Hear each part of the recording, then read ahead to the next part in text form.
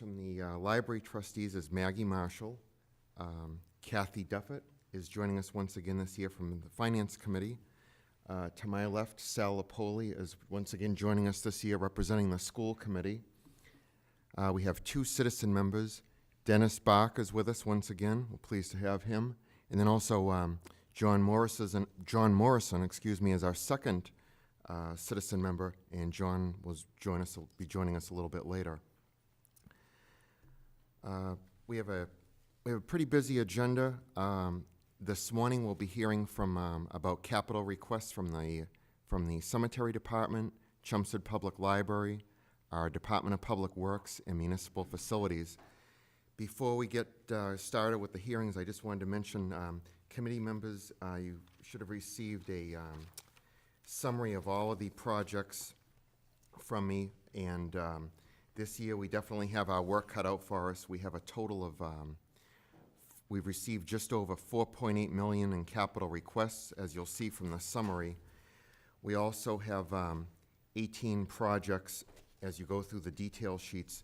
I just wanted to mention as you review them, the detail sheets are numbered 1 through 22, and you'll notice that pages 16 through 19 are missing. That's not a misprint. The reason for that is that's actually, that's a placeholder for the Chelmsford Public Schools. In talking with Dr. Lang and Gary Persichetti, our Director of Public Works and Facilities, the school committee just this past Tuesday reviewed some capital requests and voted for those. So at the next meeting on November 17th, I'll be distributing the school projects. So I just wanted to mention that that's not a misprint if you're going through wondering what happened to those. So we'll get started on the hearings. The first department that's up is the Cemetery Department. Our Cemetery Director, Dave Boyle, is with us this morning. And this is Project 12 as you look through your detail sheets. Good morning, Dave. Good morning, everyone. Nice to see you all again.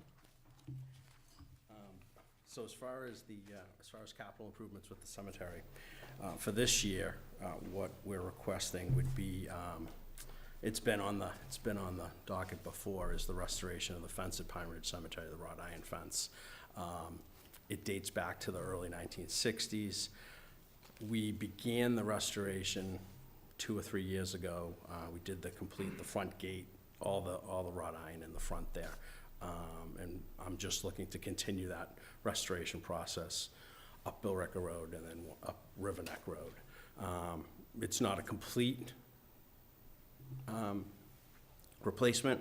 Some panels need restoration, some do need replacement. So I was looking at doing it in a phase-wise, $25,000 a year, gives us the ability to get started and just move along. As it was approved, we could continue to do more.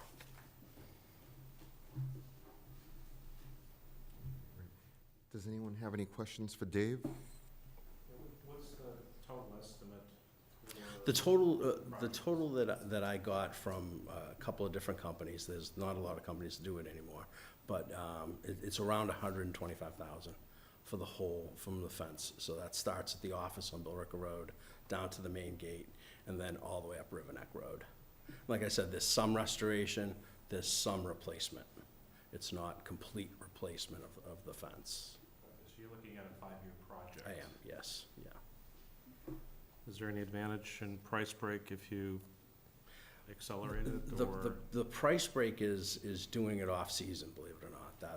It's this time of year when they're not busy. That's kind of the time to get it done. They come, they pull the fencing. They just, we look at it, decide whether it needs replacement or it can be restored.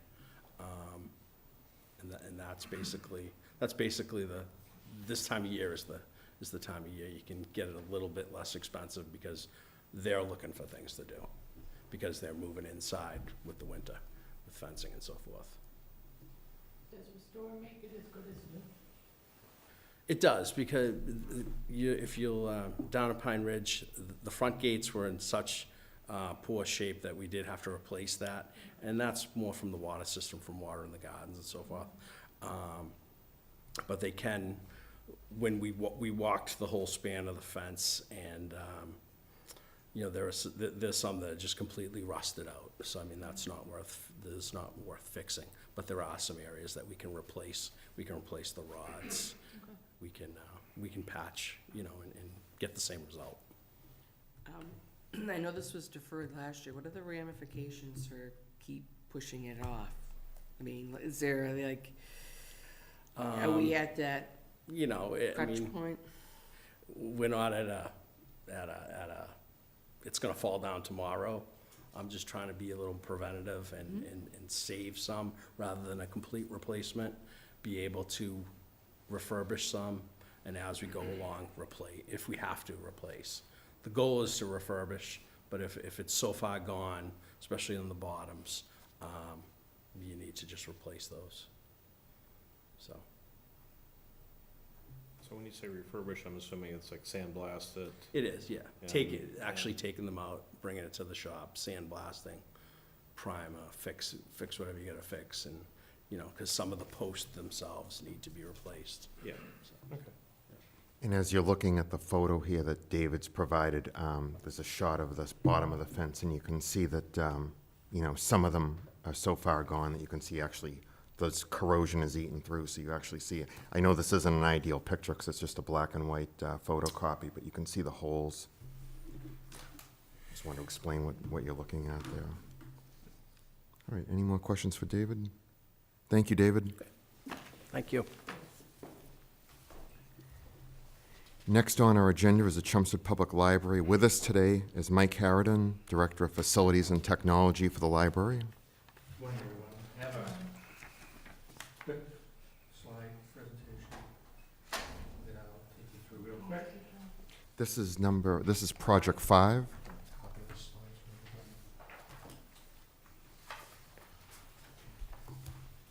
everybody. Some of you I know, some of you I for the Thank you, first Mike. time. Yeah. So, as you all know, the library was founded in 1890s. And about almost 18 years ago, we put the new addition on. It's really not so new any longer. At that time, we installed the carpet that's in the building right now. And the pictures, it's hard to tell in the pictures, but the carpet has aged.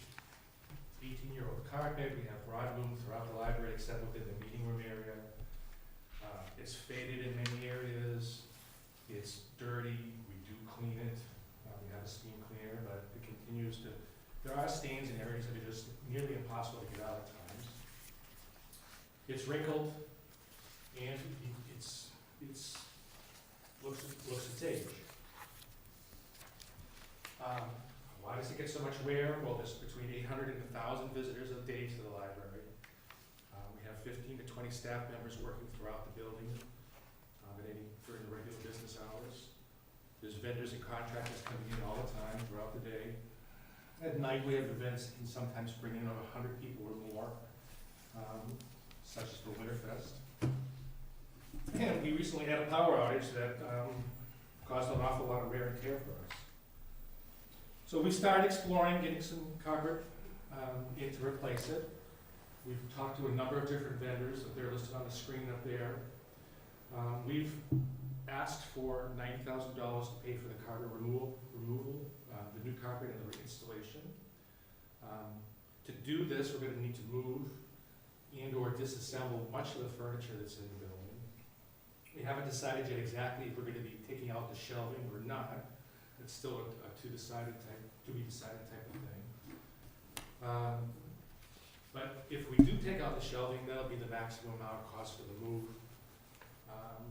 And that'll make our total request $150,000. Talked to a number of different vendors regarding this. I have a sample quote from one if you're interested in looking at it.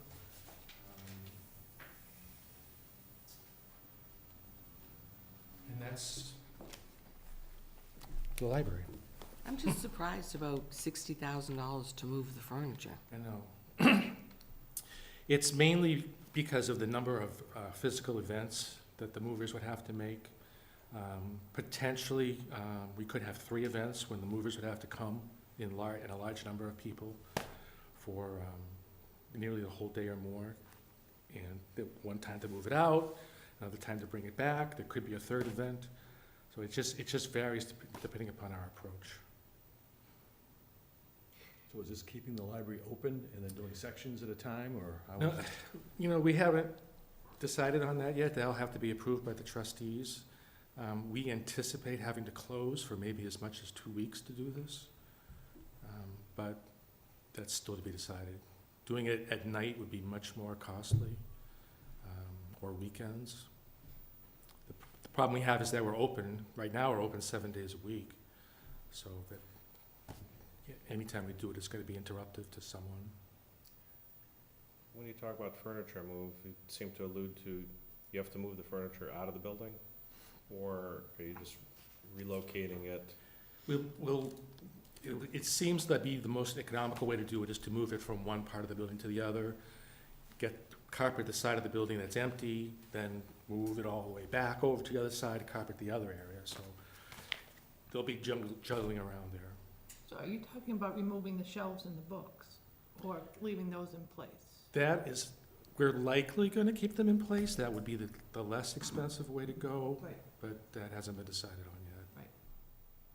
And isn't the theory at this point that you'd be considering carpet squares or carpet tiles Yep. rather than carpeting? Yes, yes, And that's what these quotes are predicated upon? yes. And so that way in the future, the sections could be just, you could have a installer do smaller sections or whatever. Yep.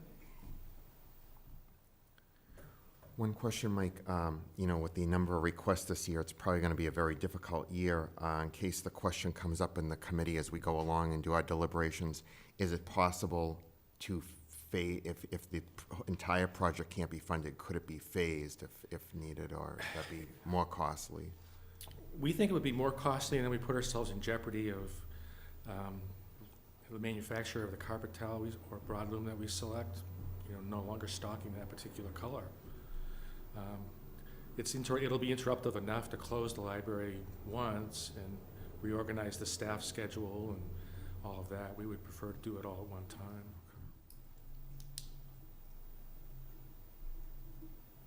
Well, actually, the color thing, isn't that the whole purpose of buying the little, tile rugging pieces? Well, we still want it to match. Yeah, but I mean, I think, Do it 1 or 2 years later, we don't know that it'll be I installed mean, I for think sure. as far as like, that's the whole purpose of being able to take out one little square of the rug, is that it's easy to, there must be a continuation of the product, is what I'm saying. The product isn't gonna go out in 1 year. Not necessarily. Other projects that I've seen, people buy all of their spares at the same time. Okay, well, So, Yeah, right, no, so you could that- do so that. that- If we right. could do that, we save on, I'm not sure what we would save on, maybe we're just pushing off some of the installation and move cost. Yeah, it seemed like the bulk of the project is really labor. So with the move and then the labor to install, so you could potentially purchase all the material up front, and then, as John indicated, sort of space the labor costs over a couple of years. So, Yeah.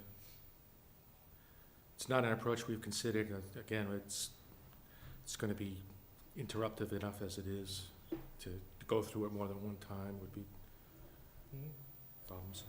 Yeah, I'm not saying it's the best approach, I just wanted to, I figured that question might come up, you know, at a future meeting, so it's something we can deal with. Any other questions for Mike? I have a tendency to agree with John. You know, I use quite a bit of carpet tiles, and if you purchase the right kind of tile and color of tile, it's a reoccurring product. They don't discontinue. They discontinue certain color patterns, but if you were to get something, I don't want to say neutral in color, but neutral in style, they have a tendency to, you know, continue making that product. I have also just, I agree with John that, you know, maybe if you looked at this project phased, it's quite a bit of money that maybe we could, I do realize the library would be out of service, but as opposed to not doing it, maybe a phase project for a couple of years might be something, and maybe although you might have to be closed a few more times than you wanted to, maybe it would be a little less disruptive as opposed to doing everything all at once, and maybe not close as long as you anticipated, short bursts to inconvenience people a little less. So I just think I think to John's point, that might be something we should talk about. Any other questions? Kathy, do you have anything? No, I was just recontemplating the tile and purchasing enough squares to have replacement pieces going forward. That's all I was thinking about. And it is a lot of money. I'm just surprised about the 60,000 for furniture movement. Oh, shoot, had a, John, just a question, why is it uniform tile throughout the entire building? In other words, why does the carpet have to be the same color and square as upstairs in the reference area that it would be in the back office area downstairs or in the lower level of the library? Why is it the same? I'm just curious, why it's the same carpet throughout the entire building uniform as opposed to, if you were doing a home, you Yeah. might have a different color in the children's library versus the, adult reading room or something. I'm just curious as to. so the question is, I'll just repeat it, it was Town Manager Paul Cohen speaking. The question is, why does the color have to be uniform throughout the building? Could you have different areas of the library have a different color shade? Just color pattern, doesn't have to be Pattern. shade. I'm just Yeah. curious as to why it's uniform throughout the building. Doesn't affect the price really, I'm just curious as to, and it may affect the phasing question. There's no reason that I know except for an aesthetic purpose. And that would be something that the trustees or the director would weigh in on, I'm sure. I would imagine that originally it was simpler and less expensive to carpet at the library with one style or color throughout. I don't know what the cost difference would be to mix it up, as you suggest, if there may not be. Well, we have a fair amount of upholstered furniture at the library too, which is all of a uniform color. So unlike a home where you might have a blue room and a green room, we have kind of at the library neutral, the upholstery is uniform throughout the library. So if you start changing up colors, then the upholstered furniture isn't necessarily going to match. You could keep it all the same color but a different pattern. I understand. When does the upholstered furniture need to be replaced? Actually, we're starting to, this year, and we're taking care of that ourselves. No, I'm just curious. Yeah, actually, we got bids to start reupholstering the furniture. Thank you. Any more questions for Mike? All right. Thank you, Mike, for the information. Thank you. Before our next speaker comes up, I just wanted to mention for those that may be watching at home, when I introduced the members of the committee, I inadvertently omitted one liaison joining us today also in our audience is representing the Board of Selectmen as our Selectman liaison, Mr. Glenn Diggs. Also joining us is our Town Manager, Paul Cohen, today.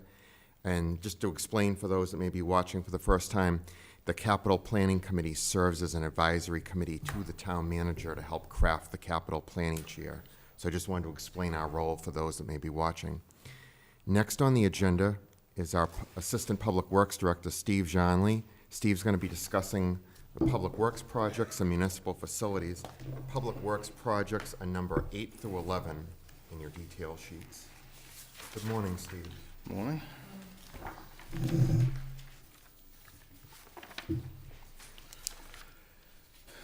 So first up, slide number 8 is, one of the usual placeholders we've had for many, many years. Sidewalk construction. This year, we're proposing 2 projects, some more of the brickwork like we've been doing around Central Square. We're considering coming up the inbound side of North Road. We did kind of the outbound side, if you will. This year, where the old fire station was in front of the community garden. We're proposing to come the other side from Fletcher Street up to Academy Street, and then down in front of where Chelmsford Cotton Gift is, the old Jack Steiner, that stretch. That's about one of the only stretches in the actual main center that isn't done. And then also with that, similar to what we did on the main portion of North Road this year, we did a repaving from basically Orchard Lane all the way to Dalton Road, and some curb reset on the sidewalk on North Road. Want to propose the same type of project for down on Billerica Road from Industrial Ave to about Progress Ave, where there's a lot of root incursion through the sidewalk. We'll have to reset some curb, get width, get some ADA compliance with the ramps, things like that. So that's the proposal for sidewalk construction. You want me to just go through all of them? Sure, or- that's fine, then if we have questions, that's great. Road improvements, another standard item we've had, you know, just to supplement the state Chapter 90 road reimbursement money.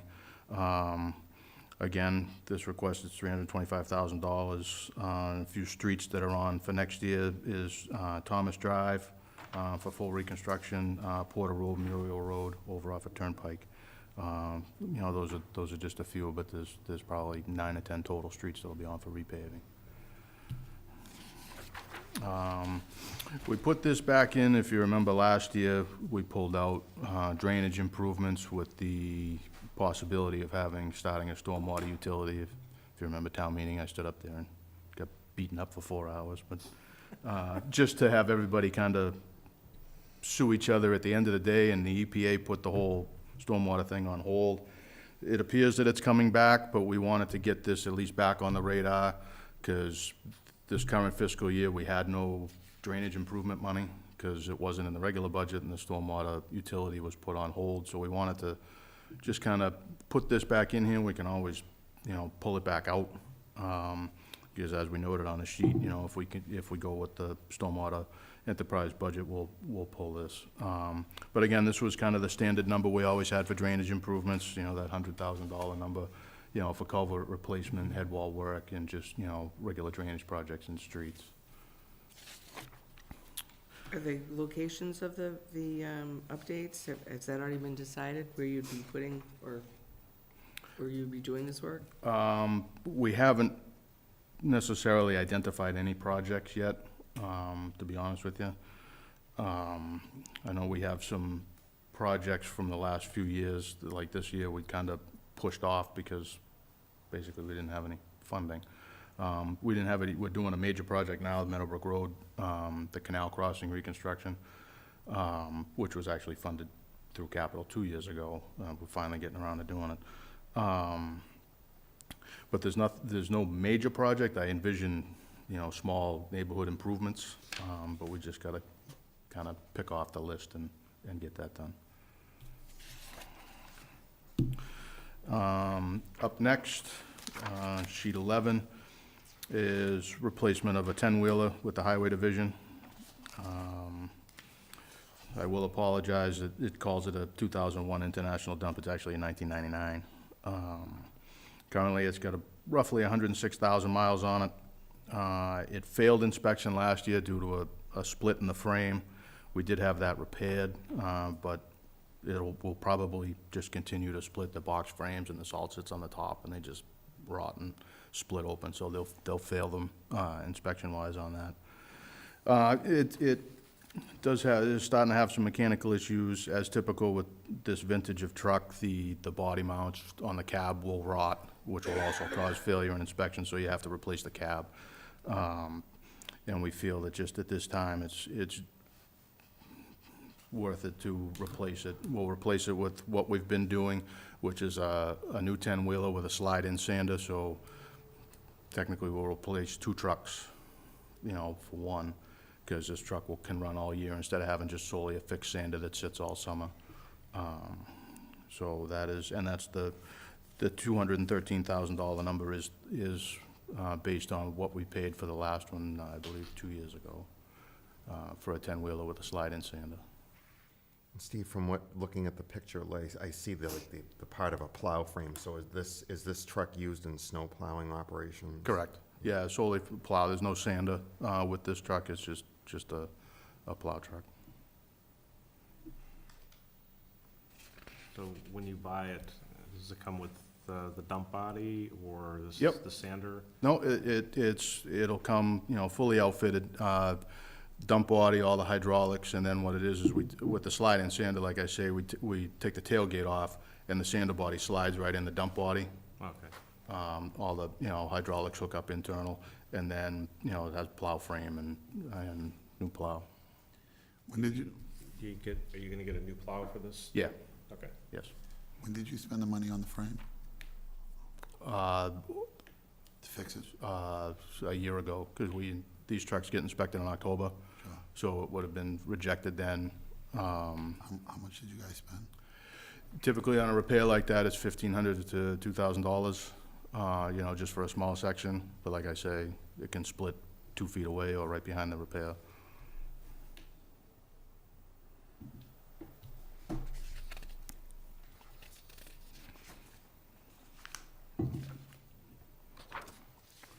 And then next, you want to talk about facilities. There's, Yep.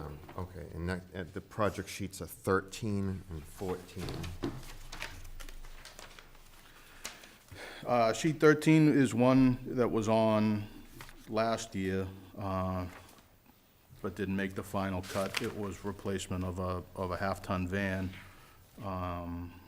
which is in poor condition, with a 3/4-ton pickup. This van is typically used by summer help or internships to do trash collection at, all the fields, schools, the parks, things like that. So obviously collecting trash and throwing it in the back of a van isn't necessarily the best idea.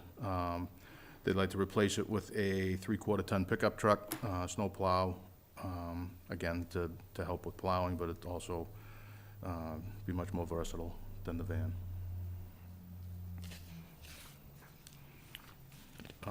Sheet, Anybody drive that kind of pickup truck?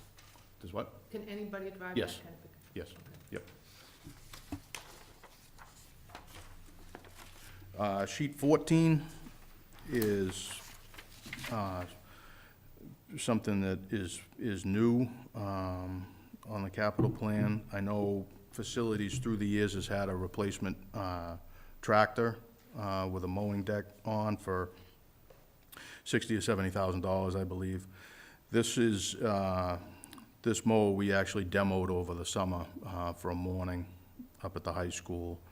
It's on state bid list. It's a Jacobson piece of equipment. It has a mowing width of 14 feet. It'll mow at about 8 miles an hour. Because as you're aware, the high school practice field's on Graniteville Road. It's massive. And to cut that with 2 sort of landscape mowers with a 5-foot mowing deck, to cut the high school campus takes 2 guys the better part of almost a day and a half. This machine will cut that down to about 6 hours with 1 person. Also with this machine, the price we got, we can take off the side decks and the front deck and put on a 5-foot snow blower for the winter. So it'll be a dual-purpose machine. It'll also replace facilities sidewalk machine, which was a repurposed highway sidewalk machine, which is a 1984 Holder. So I think that machine has certainly seen its useful life. That it barely runs it. That Holder should have been retired years ago, but facilities uses it around the high school campus, on the walkways and stuff to the best they can. But we feel this machine will really help, not only at the high school campus with Parker School, Roberts Field, Southwell, just to really better serve the community with maintaining a mowing schedule. And then also, like I say, a dual purpose in the winter to replace that Holder to better serve the schools in kind of that area with snow removal on the sidewalks. I'm assuming you have a trailer to move this around? Yes, Okay. yes. So that's quite an enhancement in productivity, going from a day and a half to 6 hours, if I heard right. That's a good. Correct. Yeah, With that's a- 2 men a day and a half and 1 person 6 hours. Correct. Correct, and it's fully enclosed cab, heat, all that, so it is when we demoed it, we were quite impressed with the piece of equipment. And what's the life expectancy? We feel that with, regular maintenance, we should get 20 years out of that piece of equipment.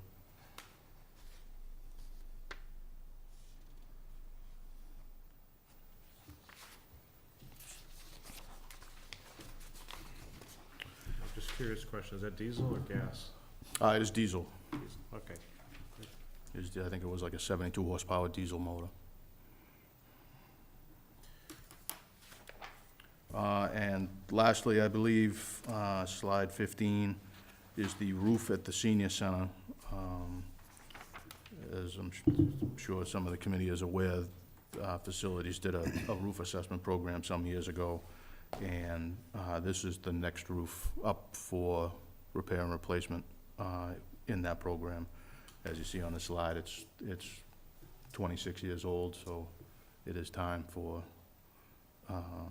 replacement. It's a shingle roof, right? I believe it is. So what's the life expectancy now of new shingle roofs? Well, in a home, they're usually 25 to 30-year shingles. I can't speak to what was put on here, if it was 20 or 25 when it was built. I really couldn't tell you. But if it was 25, we're at 26, so, you know, we'll be 27 by the time it's replaced. Have we had any leaks? There have been small leaks, I believe, but nothing major.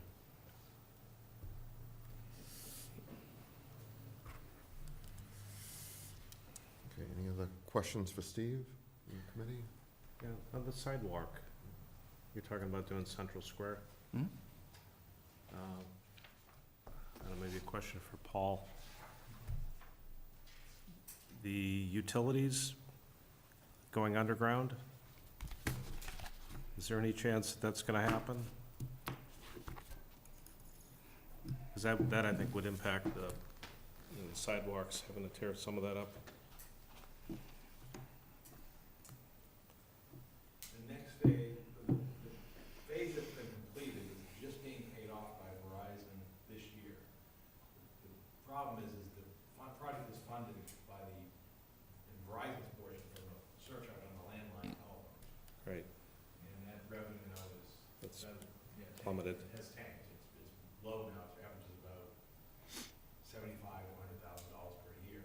And the next phase of the project is to go through Central Square, you know, past where Fishbones is and towards the library. The problem is, even though it's only a short geographic area, it's a very expensive area because of the brook that goes through there, and the fact that Verizon has major trunk lines that go, you know, out of town towards Bedford through that area. And so that's the reason that you're not seeing much activity at this point in time. So we don't have a date when that will occur. And for that reason, was one of the reasons why we suspended the National Grid surcharge, because we have the adequate National Grid funding, but you gotta do it simultaneously. So the short answer to your question is no, we don't foresee that happening in the foreseeable future, given the revenue source for that.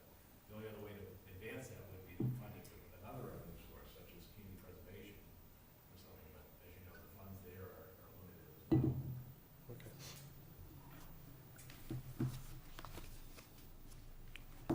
Any other questions for Steve? Thanks for your time. Thank you, Steve. Thank you.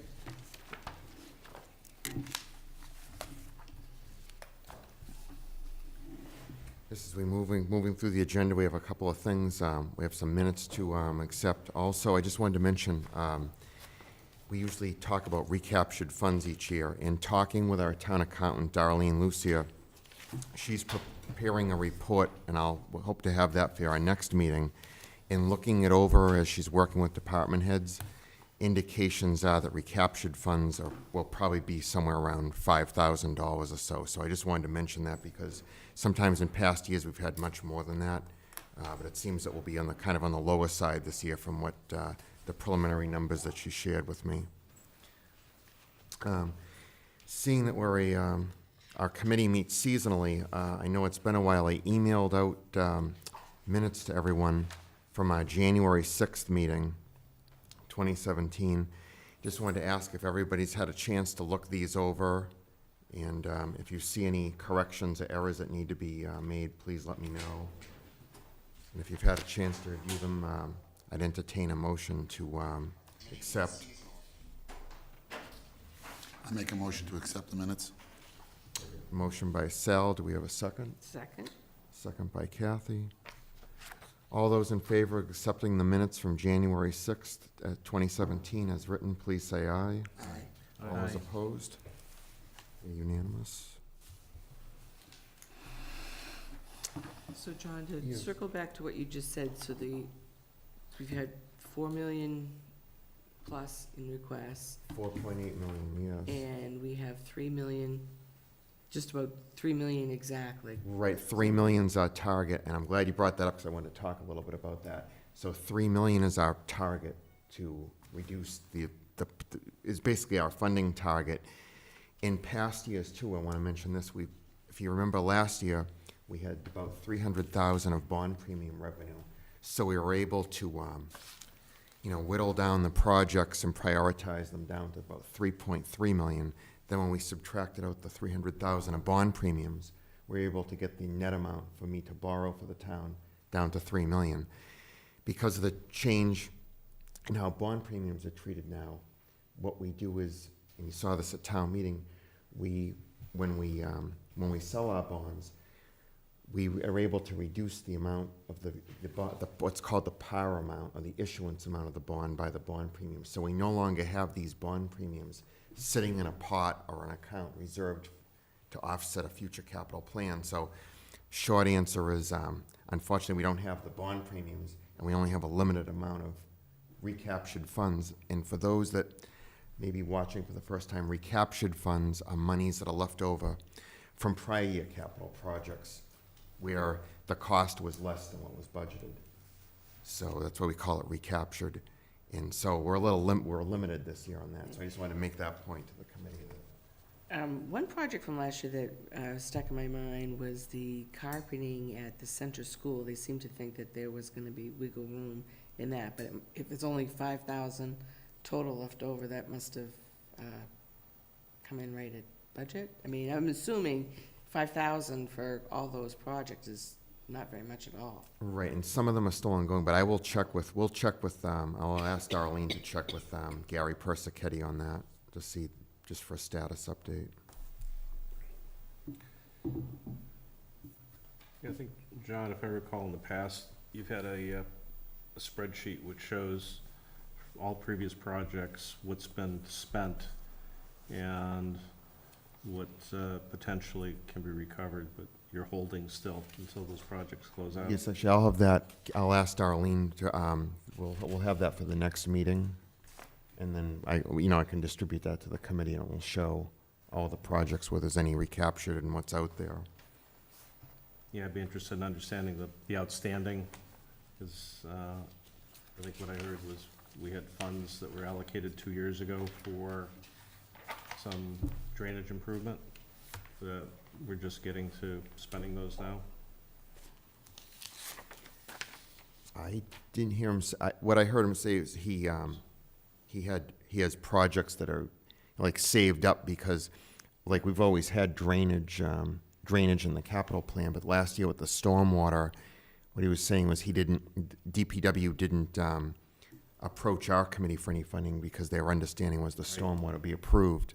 But I will ask Darlene to check with Gary Persichetti and see the status of any drainage money. So my understanding was he didn't have any in this year's capital plan in fiscal year 18, so then that's why he's coming back for 19. Just where stormwater a decision was made after town meeting to not go forward with that. Yep, okay, thank you. So our next meeting is scheduled for next Friday, November 17th, same time, same location. Before we mention that, does anyone have any other comments or questions that they'd like to? Can I just ask a question? So when I see a dump truck for $213,000, I see it all expensed in year one. How come we don't amortize that over 5 years or some life expectancy? So why do we have to spend that money all in that year? We actually, well, when we borrow, whether we issue municipal bonds, Yeah. we do especially on vehicles, we pay it off or amortize it over 5 years. I see. So the initial cost to the town is $213,000, but we're borrowing, and then we pay those bonds back over the 5-year period. So does it show as a 213 expense on the, I call it P and L, does it show it on that year? Or does it only show the amortization? The town accountant would have a special capital account set up for that truck, and we would have an outflow of money, but we then repay, we issue bonds to finance that capital account, and then we pay that over a 5-year period. She has a depreciated inventory schedule that goes over 5 years. So we don't actually spend the 213, we spend, No, We it's s- expended, 120. it's expended upfront, there's a check cut for 213 to the vendor. yeah? What money's borrowed, we pay the note I over see. 5 years. So you get it on the other end? And then in the debt service, I see. in the debt service portion of the town budget, then we're paying, it's included in there. And would an asset like that, that has a life expectancy greater than 5 years, I mean, these trucks go for 10 or 15, are you allowed to amortize it over a longer period of time? Yeah, but We- we do, we keep a capital inventory, but the problem is, since we're a nonprofit governmental unit, it doesn't affect our tax liability or anything like that at the end of the years.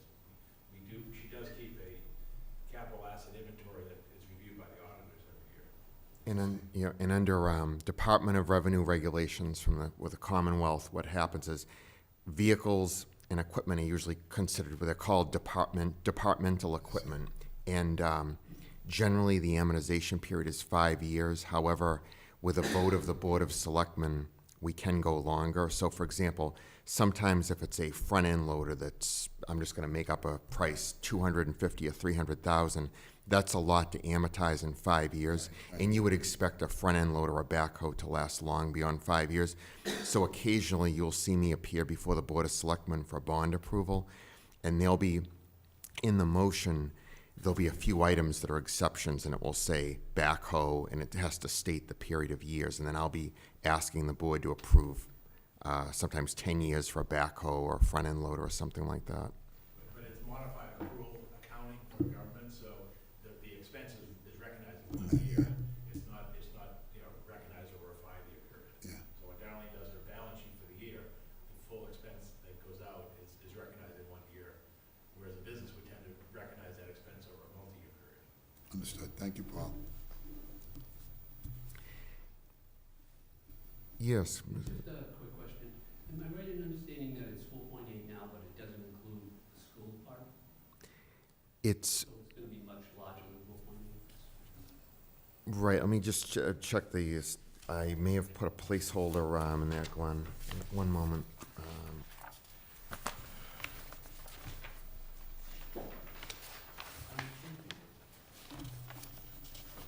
Oh, yeah, for the, and this is just, for on page 7 of the summary sheet, and it says detail sheet 19, there was a placeholder in there for the high school of 1,280,000. These were just preliminary numbers from the DPW director, and at the time, the school committee hadn't had a chance to prioritize, review the projects. Also on page 6, there's a placeholder for the Parker School for 159,000. So the project detail sheets weren't there, but that money is basically in there just to try to give us an overall guesstimate of what we can expect to see. And how does the 4.8 number correspond to maybe prior years? It's a little higher than what we've known. Generally, in any year, it's around 4 to, I'd say, I've seen, in most years, and this is about my 10th year, between 4 to 5 million is usually reasonable. And Dennis and John, you've been here longer than, If we're buying a big fire truck, then yeah, it could be a lot of, buy $1 million fire truck, that will spike it up. So, and we have a $700,000 replacement in here. So it ebbs and flows, really. So there isn't really one standard number. Yeah. I think the one difference this year is we just don't have as many other financing sources like the bond premiums and we'll have some recaptured funds, but it'll be minimal. You also have placeholders for Harrington and Center in here, so I don't think the request, once the final figures are in from the school, that it's gonna be that different. Right, thank you, Maggie, for pointing that out. I missed that page. Yeah, so it's, I'll have those numbers and those project sheets for the committee for our next meeting. Any other questions or discussion? Okay. If not, I entertain a motion to adjourn, and our next meeting will be November 17th. Second? Seconded by Kathy, motion by Maggie. All those in favor of adjourning, please say aye. Aye. Thank you. All those opposed? Thank you.